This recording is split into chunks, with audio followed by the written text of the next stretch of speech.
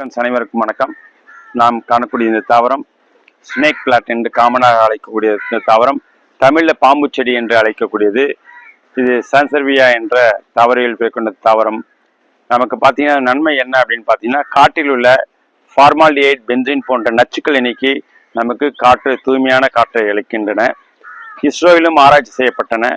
இவை காற்றை தூய்மை செய்யக்கூடிய வல்லமை பெற்றதாக அறிவிக்கப்பட்டுள்ளது இஸ்ரோ. இவை இண்டோரில் ஃபுல்லாக வைக்கலாம். என்னென்னா, மற்ற பிளான்ட்ஸு பகலில் ஆக்சிஜன் வெளியிட்டு கார்பன் டை ஆக்சைடை உட்கொள்கிறது. இரவில் பார்த்தீங்கன்னா அதுக்கு மாறுபாடாக ஆக்சிஜன் உட்கொண்டு கார்பன் டை ஆக்சைடு வெளியிடும். ஆனால் இந்த தாவரம் இண்டோர் பிளான்ட்டு ஃபுல் இண்டோரில் வைக்கலாம். இது பகலிலும் ஆக்சிஜனை வெளியிட்டு கார்பன் டை ஆக்சைடு உட்கொள்கிறது, இரவிலும் கார்பன் டை ஆக்சைடு உட்கொண்டு ஆக்சிஜனை வெளியிடுகிறது. ஆகவே பகல் இரவு 2 வேளைகளிலுமே நமக்கு தேவையான சுத்தமான ஆக்சிஜனை வெளியிடுவதால் இவை இண்டோரில் யூஸ் பண்ணிக்கலாம். நம்ம வீட்டில் இண்டோரில் தாராளமாக யூஸ் பண்ணலாம். தூய்மையான காற்று நமக்கு கிடைக்கும். அது இல்லாமல் ஹைப்பர் டென்ஷன், நமக்கு தேவையில்லாத இருக்க டென்ஷன் இது இருக்கனால நமக்கு கொஞ்சம் குறையும். ஏன்னா நமக்கு தூய்மையான காற்று சுவாசிக்கும் போது மன நிம்மதி, மன அமைதி பெறும். இதை நிறைய தண்ணி தேவைன்னு இல்லை.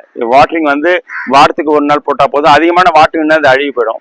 அதனால வாட்டர் கம்மியாக, அந்த மண் ஈரப்பதம் இல்லாத இருக்கும் போது வாட்டர் பண்ணால் போதும். வாரத்துக்கு 1 நாள் போட்டால் கூட போதும். இது சைடில் கிளைத்து வரும். இங்கே பாருங்க, ஒரு தாவரம் சைட்லேருந்து வந்திருக்கு பாருங்க. அப்படியே இன்னும் அடுத்த தாவரம். நம்ம ஒரு செடி வச்சோம்னா இதை சுற்றி பல ஆயிரக்கணக்கான செடிகள் வரும். இது ஒரு பிளான்ஸ் இருக்கு பாருங்க. உங்களுக்கு சைட்ல இதுக்கு தண்டு சைட்ல இன்னொரு பிளான்ஸ். இதை பாருங்க, இந்த வருதா ஒவ்வொரு தண்டு கீழே வேறு இறங்கும். பக்கவாட்டில் சைட்ல நிறைய கிளைத்து வரும். இங்கே பாருங்க எவ்வளோ செடி இருக்கு பாருங்க. ஃபுல்லாகவே செடி இருக்கு பாருங்க. இந்த மாதிரி சைட்ல நமக்கு நிறைய அந்த மாதிரி பக்கவாட்டில் நிறைய கிளைத்து இவ்வளோ செடி வந்திருக்கு பாருங்க. அதுவே நாம் காட்டிலுள்ள நம்ம மாசுக்களை நீக்கி தூய்மையான காற்று அளிக்கக்கூடிய வல்லமை பெற்றுள்ளதற்கு. 2வது, இதை பார்த்தீங்கன்னா நம்ம அதிகமான காது வலி குழந்தைகள் வரும்போது கிராமப்புறங்களில் இதுலேருந்து இந்த பாருங்க, உங்கள் பார்வைக்காக ஒரு இலை எடுத்து காமிக்கிறேன். இங்கே பாருங்க, இது ஜெல் போன்ற ஒரு அமைப்பு இருக்கும் உள்ள. இதை பாருங்க, ஜெல் போன்ற ஒரு அமைப்பு. இது என்னன்னா, நம்ம காது வலி அதிகமாக இருக்கும்போது குழந்தைங்களுக்கு இதை விலகலை காமிச்சு நம்ம திருக்கும்போது இதுலேருந்து ஆயில் ஒன்று வரும். அதை ஃபில்டர் பண்ணி காதில் ஆற வச்சு விடும்போது நமக்கு காது வலி நீங்கி குழந்தைக்கு அந்த காது வலியிலேருந்து முழுமையான நிவாரணம் பெறுகிறது. அடல்ட்டுக்கும் போடலாம்.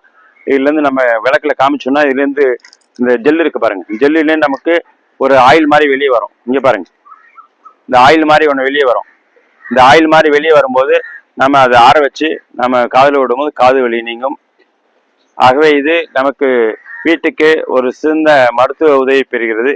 அது மட்டும் இல்லை, நமக்கு பார்த்தா இது கயிறு தயாரிக்க பயன்படுத்துகிறேன். இதை பார்த்தீங்கன்னா கிராமப்புறங்களில் இதெல்லாம் இதை பாருங்க, ஒரு இதுலேருந்து நமக்கு கயிறு தயார் பண்ண இந்த சான்சர்வியா பிளான்ஸ் தயார் பண்ணிங்க. Okay, thank you friends. First time channel பார்த்து சப்ஸ்கிரைப், மற்றவங்க லைக் பண்ணுங்க, ஷேர் பண்ணுங்க. இது இண்டோரில் வச்சா ட்ரை ஆகாது. வாட்டரிங் கம்மியாக போடுங்க. நிறைய வாட்டர் போட்டால் அழுகி போயிடும். மணல் பாடான பகுதியில் போடுங்க. வீட்டில் பாட்டில் வச்சாலும் மணல் நிறைய சேர்த்துக்கோங்க.